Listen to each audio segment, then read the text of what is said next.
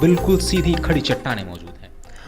और जैसा कि हमने आपको बताया था कि प्रधानमंत्री जो हैं वो राजस्थान दौरे पर हैं, वो राजस्थान के बांसवाड़ा पहुंच गए हैं। उन्होंने वहां पर मानगढ़ धाम का दौरा किया और उन्होंने गुरु गोविंद को नमन किया। हम जानते हैं गुरु गोविंद जो मानगढ़ धाम में इनकी विशेष महत्वता है। वहाँ के आदिवासी और जनजातीय समाज उन्हें अपने गुरु के रूप में पूजता है, देखता है, तो उन्होंने वहाँ पर जाकर श्रद्धा सुमन प्रधानमंत्री ने अर्पित किए हैं और बांसवाड़ा पहुँचने के बाद उन्होंने यहाँ पर नमन किया है। प्रधानमंत्री का ये जो कार्यक्रम है ये काफ़ी अहम है।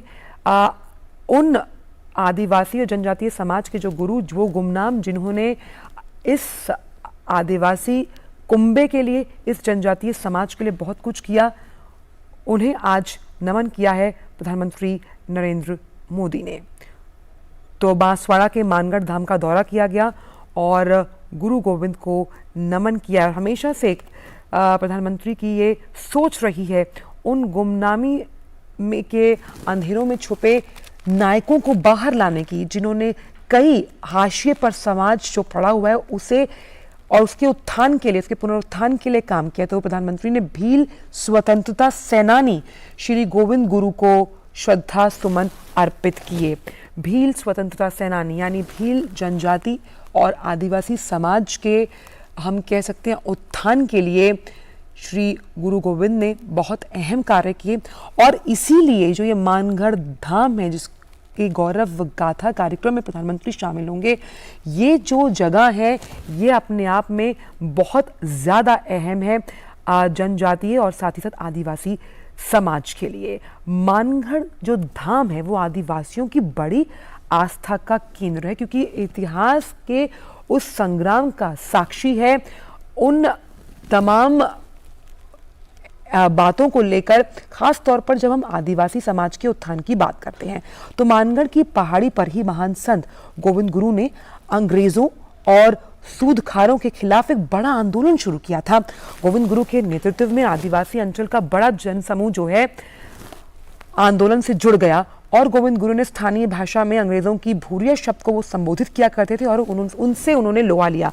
तो उनकी मूर्ति पर भी श्रद्धा सुमन, आदरांजलि अर्पित करते हुए प्रधानमंत्री नरेंद्र मोदी स्वतंत्रता सेनानी रहे, खासतौर पर भील जाति से जुड़े हुए थे और उन्हीं के उत्थान के लिए उन्होंने कार्य किया। खास तौर पर सूदखारों और अंग्रेजों के खिलाफ मुहिम छेड़ी गई थी महान संत और भील स्वतंत्रता संग्राम सेनानी संत गोविंद गुरु द्वारा।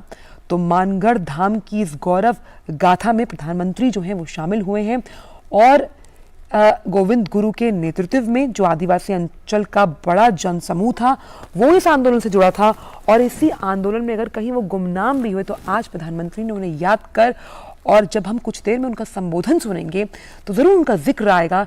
तो अमिट छाप छोड़ी है जब हम स्वतंत्रता संग्राम के उन नायकों की कहानी का जिक्र करते हैं, वो गुमनाम नायक जिन्हें आज़ादी के 75 वर्षों में लगातार प्रधानमंत्री कहते हैं कि उनके योगदान, उनके बलिदान, उनके अदम्य साहस और शौर्य को पहचाना जाना चाहिए, जानना चाहिए। तो मानगढ़ का इतिहास काफ़ी अहम, काफ़ी चर्चित, इसका जिक्र हम आपसे कर रहे हैं।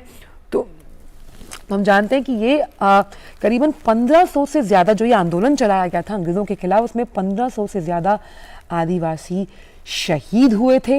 अंग्रेज़ों ने मानगढ़ की पहाड़ी पर गोविंद गुरु के नेतृत्व में जमा हुए सैकड़ों लोगों को गोलियों से भून डाला था और इस षड्यंत्र को रचा गया था क्योंकि एक मुहिम छेड़ी थी गुरु गोविंद ने अंग्रेज सूदखोर और नशे के कारोबार से जुड़े लोगों के खिलाफ, क्योंकि ये अंग्रेजी सरकार और अंग्रेजी हुकूमत का पैगाम था वहाँ के लोगों के लिए कि वो इस कारोबार से जुड़े और वहाँ के लोग नहीं चाहते थे और इसलिए ये मुहिम, ये जन आंदोलन जो है वो चलाया गया था गोविंद गुरु के नेतृत्व में। वहाँ पर जो जनजातीय समूह था वो इस आंदोलन से जुड़ा था।